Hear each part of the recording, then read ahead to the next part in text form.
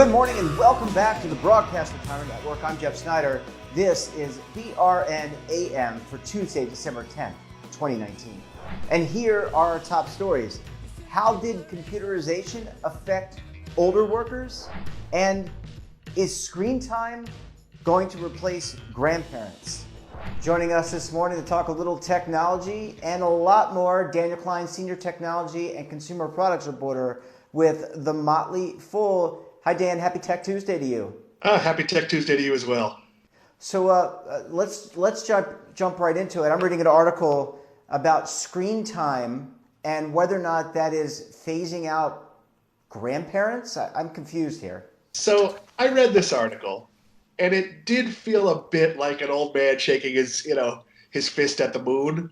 Sonny! Yeah, and screaming, "Get off my lawn!" But there is an underlying piece. So the idea is that kids have their heads in their phones, their iPads, whatever it is, and because of that, they're not interacting with older generations. And I absolutely, as a parent, think about that. But this is not particularly hard to counteract. If my mother visits, which I live in Florida and she lives in Salem, Massachusetts, and we're at dinner with my son, I make my son put his phone away and talk to his grandmother. When she comes in the house the first time, I make him interact for a while, and frankly, he wants to. So this isn't a technology question, it's a parenting question. And it is easy as a parent, and I'm guilty of this sometimes. That screen can be a babysitter. My son and I were on a 5-day cruise recently. 2 of those were sea days. Many of the activities were not necessarily for teenagers. So watching YouTube videos on his phone or playing with his Nintendo Switch, those kept me from having to entertain him, and that was fabulous. But had my mother been there, or my father, they might have gone and done things, and he would have spent less of his time with the screen. So as a parent, this is something you have to be vigilant about. Not just how much time your kid's face is pressed in a screen, but as someone who works at a computer all day and deals with information and this constant barrage of Slack and email and text messages, sometimes it's important for me to put my phone down as well. I think you bring up an interesting point, and I don't think it's just a young person's issue. I think that I was walking the streets of Manhattan and the streets of Boston recently, this past week, and I saw people not minding where they were going. They were looking at their phones and answering and texting, and they were around our age. I mean, older, mature adults. And I think that is just a sign of the times. I think people. It's a very isolating technology as much as it is a very collaborative technology, I think. Well, there's good and bad. So I'm one of those people, holding my phone, walking through the parking lot, dangerous behavior, you shouldn't be doing that.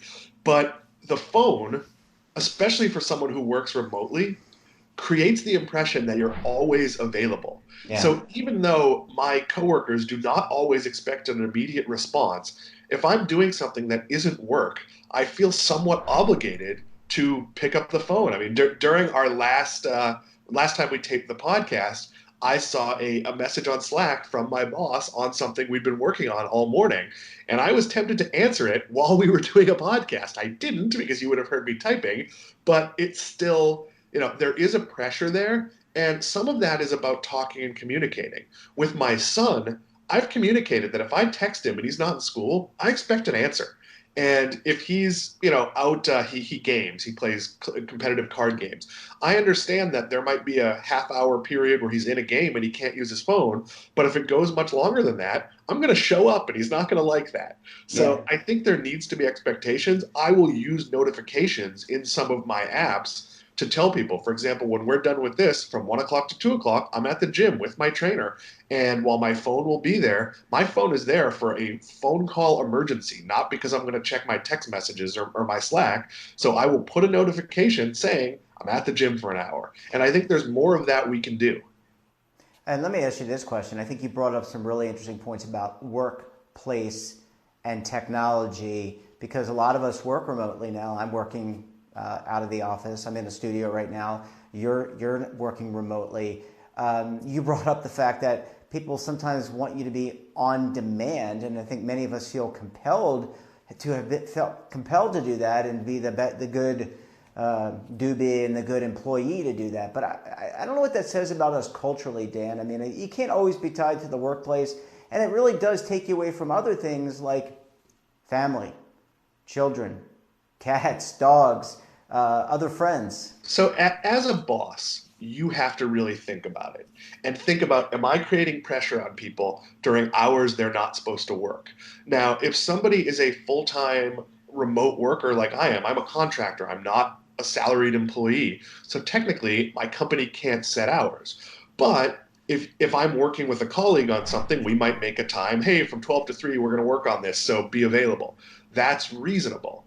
If my boss, who would never do this, was just expected me to answer text messages at 2 in the morning, that wouldn't be reasonable. The reality is, for me, most of my pressure is self-driven. If I don't answer it quickly, I won't remember it's there.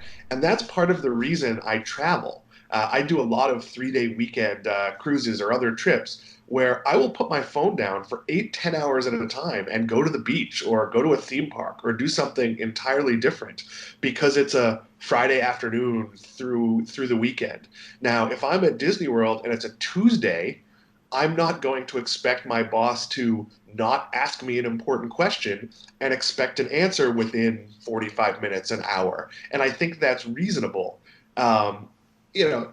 We all know what the workday is. It's roughly 9 to 5. So if that's the hours your company is open, then you probably have to think about whether you can check your messages and be available or communicate that otherwise. I know I used to work with a team from Microsoft that was West Coast based, and it was super stressful because my day started at 7 a.m. Because I was stock market driven, and it didn't end till 10 o'clock at night when my bosses, fully clicked off on the West Coast. So we have to think about the expectations we set for ourselves and what our companies are setting for us. But and I hear what you're saying, and I think when you go on vacation, though, you shouldn't have to respond. Like literally, if you go to the other side of the globe to go on vacation with family, friends, wife, whatever, or husband, and you're literally planned this trip and you're out of the office, you shouldn't feel compelled to check in and look at your phone. And I can tell you, Dan, I have a hard time. We're in this media-esque business. I have a hard time putting down the phone, and you want to satisfy your clients. I want to create great content and interact with the community that we're building here on the network. It's hard for me to disconnect. If I've set the expectation that I'm not going to be available, for example, the last trip I went on with my son, the 5-day cruise we went on, was Thanksgiving week. And I told my boss we're on a new project right at launch, so it's sort of which I didn't know when I booked the trip, but it's sort of a weird time to not be available. So I said to my boss, hey, I'm on vacation. I'll check my phone a couple times a day. I'll get you whatever answers you need. And that was enough. So if there was a piece of information in my head that was slowing up the process, I could get that to him. But that was maybe 10 minutes of engagement in a 8-9 hour workday. And frankly, that wouldn't have been necessary if we were already a mature product that had been operating and we weren't a small team. So you have to make your exceptions, and you have to decide sort of what's a vacation. And for me, a vacation is I'm not alone. I'm going away with someone in the family or a friend. I'm going to be gone for more than one day. And that's a vacation. If I'm taking a random day off to go to Disney World because I want to ride the new Star Wars ride, which I am desperately going to try to do next week, that's not so much a vacation as it is me doing something a little different that my lifestyle lets me do, and it's okay if you need to ping me on email. And also keep in mind that you're a tech reporter, so you want to try out the latest galactic tech. Dan, that's how I've justified it with my wife, absolutely. Absolutely. Well, Dan, hang around. When we come back, we're going to talk to Dan about how computerization has impacted older workers. So stay tuned right here on BRN AM.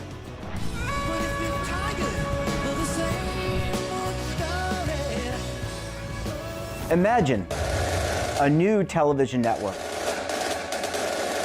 that will make you richer, healthier, and in control of your financial future.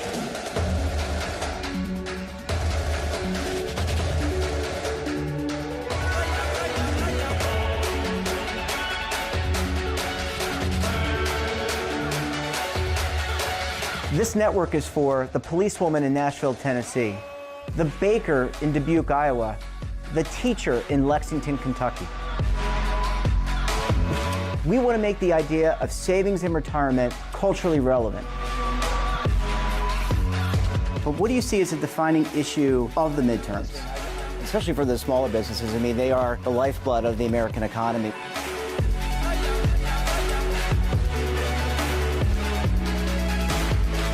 Featuring exclusive interviews, current affairs, and docuseries. 33 years old, you retired early. The philosophy is money only matters if it helps you live a life that you love. But you got to start thinking about retirement as soon as you get in.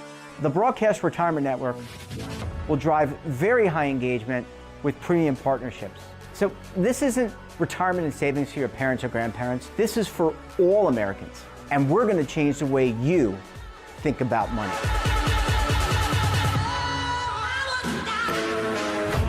Welcome to the next frontier of retirement and savings. This is BRN, the Broadcast Retirement Network. Welcome back, and we are talking with Daniel Klein on Tech Tuesday. He is a senior consumer products and technology reporter with The Motley Fool. Dan, thanks so much for sticking around this morning. Thanks for keeping me. Well, you're very compelling, very analytical. We love having you on the program. So this kind of dovetails what we're talking about with screen time, and we kind of hit on this, but I really want to focus on the impact of computerization. So I'm talking about Apple, Altair, all the way through the impact on older workers. What's your take on this? So the state of work has steadily changed. Before there were machines, everything was done by hand. And then, you automated some processes. So you look in recent years, the rise of ATMs has lessened the need for bank tellers. Does that mean there are no bank tellers? No, there are some bank tellers. But if you're going to be a bank teller, you better double down on customer service and be offering something better than the machine that gives you no hassle can offer. So I like going to my bank, Wells Fargo, because it's a very friendly atmosphere. They say hello. They may not know who you are, but they treat you like you'd want to be treated. And it's a very warm experience. And in some ways, it's better than dealing with the ATM, especially if you have a question or need something done. If you go to a lot of department stores now, they're moving to the self-checkout. And the self-checkout replaces some cash register people, but there's always a person or two at the self-checkout helping you use it. And so what we're seeing is jobs that can be automated are being automated, but they're also being supplemented with customer-facing people. So if you're a worker, an older worker, a younger worker, you need to think about, how can I become better at dealing with people? Because robots probably aren't going to replace us in those roles anytime soon. And you brought up a good point. When I go food shopping, oftentimes I shop for our family. I go to the local ShopRite, and they do have the self-checkout.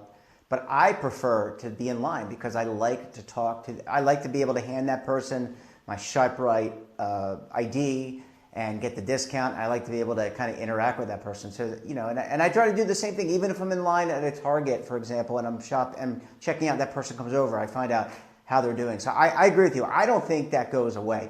Dan, let me ask you a question. You and I both are around the same age. We grew up with the computer age, and for those who are kind of newer to the world, maybe the millennial Gen Z, we didn't have phones, and we learned how to go from a typewriter, because when we were alive, typewriters were the primary way of inputting information, and you put it on a piece of paper, and you had to do it right, or you had self-correcting typewriters, and then you had to learn the technology. It seems like to me that, and I think it's just true, that things have just sped up in a way that the adoption of new technologies, learning how to do those things, while a lot of this stuff is intuitive, sometimes there's a learning curve. Yeah, so we're growing up with the first digital native generation. This is the first generation that had the internet from birth, that came up with smartphones, and there are problems on both ends. So there's a technology gap, and I actually talked with a couple of the banks about this at Money 2020, and they said they found it's not so much age driven once you get over like 30, it's willingness. So my mom uses Netflix on her iPad, but doesn't have the Facebook app. She goes to the Facebook website because that's how she's always done it. So some of it is, are you willing to be taught? Are you willing to learn? And there is a need, for companies to make things easier. Starbucks is an example that they have made the Wi-Fi process in their store. So all you have to do is once give them your email address on a device, and then every time you go in, when you go to the login screen, it just knows who you are and logs you in. So even if someone had to do it for you in the store, it's one-time pain. And the same is true for ordering via the app. So you're seeing companies, McDonald's is changing to its restaurant of the future, which has the kiosks, but they have people out in front of those Apple iPads showing you how to use them. And people generally order more when using the iPad. We've talked about this before. It's like ordering for delivery. They don't know if it's 6 shakes for you or you have 6 people behind you in the room. It's probably just 6 shakes for you. And as technology develops, ease of use for customers and really thinking about the process is something you have to do. Part of the reason cable hasn't fallen faster than it's fallen, and it's fallen pretty fast, is because cable is easy. Someone comes over and sets it up, and you have all of your channels and a remote control. Switching between Netflix to Sling to Disney Plus to whatnot is not super easy, and sometimes you have to find that TV remote that comes with the TV that switches the input that no one keeps track of. So as companies, we have to be responsible for how do we make our process easy. And as consumers, as workers, we have to think about where are my skills lagging? If you were a worker who doesn't know how to use a point of sale system and you work in retail, or you're not familiar with how basic internet things work, you're not going to go very far. Let me ask you this, Dan, because I think you touch on something, and I think it's just kind of inherent in human behavior. We don't like change. And we like change, but we like it on our terms. And, is this expeditious evolution in the digital age, is this just moving too quick for people to keep up with? And it's just, when you and I get overwhelmed, or at least when I get overwhelmed, I want to do the ostrich and bury my head and just be and think it through. But now you really don't have the time to do it. If you snooze, you will lose, even if you're just a general employee. Well, the problem is change can be very scary. Imagine the first time someone walks into a store and they're told that store does not take cash and requires you to pay through the app. There's actually a Starbucks location that is a pure digital store. You're starting to see sort of more and more migration away from cash. So imagine the first time an older person went to their local supermarket and went to write a check, and the supermarket says, we don't accept checks anymore. So yeah, the change is fast, it's scary, and sometimes the improvement isn't better. And I'll give you the example. Amazon gives you a discount as a Prime member at Whole Foods. My local Whole Foods requires you to be on their Wi-Fi network to pull up the code to use that. And for some reason, my phone does not like their Wi-Fi network. So every time I check out at Whole Foods, they have to manually say, oh yeah, he's a Prime member, and do whatever they do. Fortunately, it happens enough that it's seamless and they do it and just show them the thing where it didn't load. Sometimes they tell you, oh, you have to be on the network. I say I can't. But that can be frustrating. If you're trying to order via, say, Grubhub or Uber Eats and it won't take it, or I did the other night, I accidentally submitted an order from at a hotel I've stayed at before with a different room number than the one I was staying in, and there was no particular way to go in and fix that other than stand in the lobby when it was close and be like, hey, I gave you the wrong room number. When technology doesn't make things better, we push back. When it's something like Starbucks Mobile Order and Pay, where you could be sitting with your laptop in a Starbucks, decide you want another coffee, and it takes about 8 seconds to order it, and you don't have to stand in the really long line, that's a real benefit. So it's sort of a give and take.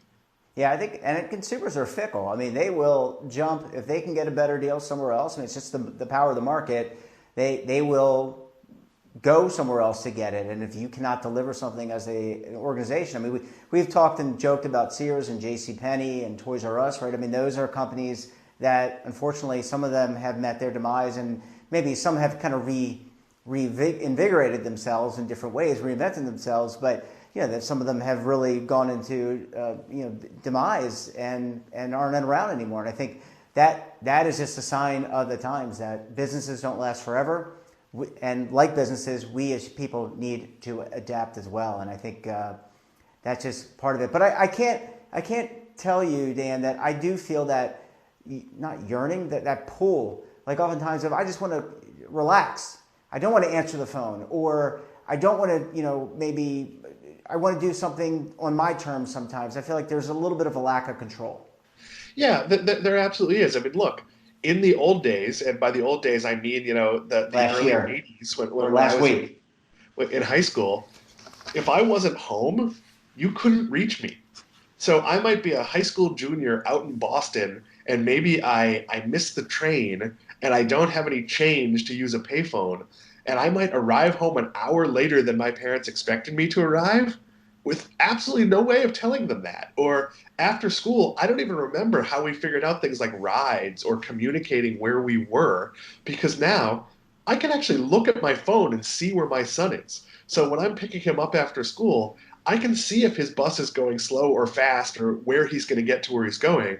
And it's not 100% foolproof, but if I drop him off somewhere and he decides he's going to sneak out and go someplace else, I can see that. And I can also tell when he turns off that feature, which he's tried, as I'm sure all kids have tried.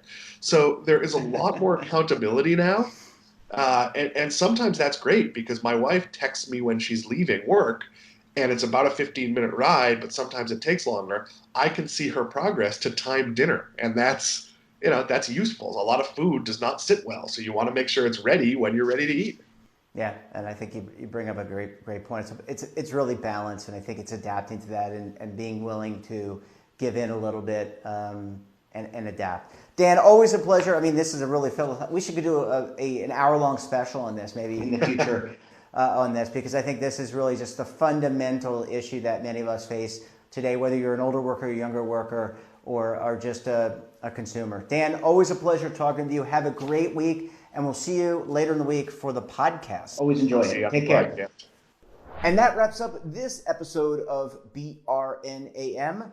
Hope you found it helpful, educational, and enjoyable as well. Have a financial topic or someone of interest that you think we should interview? Drop us a line. And don't forget, for all the news in retirement markets, technology, personal finance, so much more, check out today's edition of The Morning Pulse. So until tomorrow, I'm Jeff Snyder. Keep on saving, and don't forget, roll with the change.